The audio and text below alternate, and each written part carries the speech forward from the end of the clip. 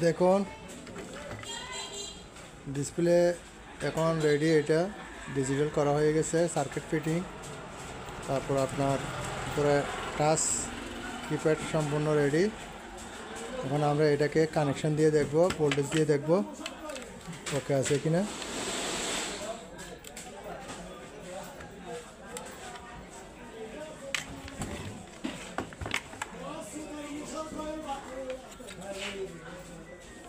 দেখুন সুইচ দিচ্ছি, এখন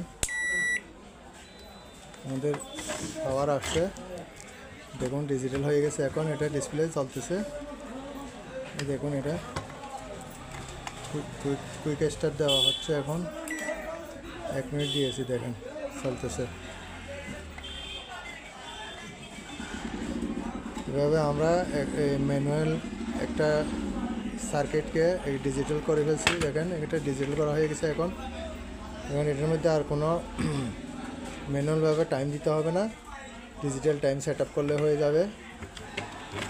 কুইক স্টার্ট আছে আপনার 1 মিনিট, আর আমি চাইলে এখানে 10 সেকেন্ড দিতে পারবো। 10 সেকেন্ড আছে, 1 মিনিট আছে, 10 মিনিটও আছে। এই পাওয়ার লেভেল দিয়ে আমি চাইলে 10 সেকেন্ড 30 সেকেন্ডও করতে পারবো। এরপরে স্টার্ট দিয়ে দিবেন, দেখেন 30 সেকেন্ড স্টার্ট হয়ে গেছে। ধন্যবাদ বন্ধুরা। আপনারা চাইলে আপনাদের ম্যানুয়াল মাইক্রো ওভেনগুলোকে এভাবে ডিজিটাল করতে পারবেন। যে কোনো সার্কিট দিয়ে, যে কোনো সার্কিট এখানে অ্যাডজাস্ট করে বসাতে পারবেন। এটা আমরা ওয়ালফুলের একটা সার্কিট বসাই দিছি, ওয়ালফুলের সার্কিট।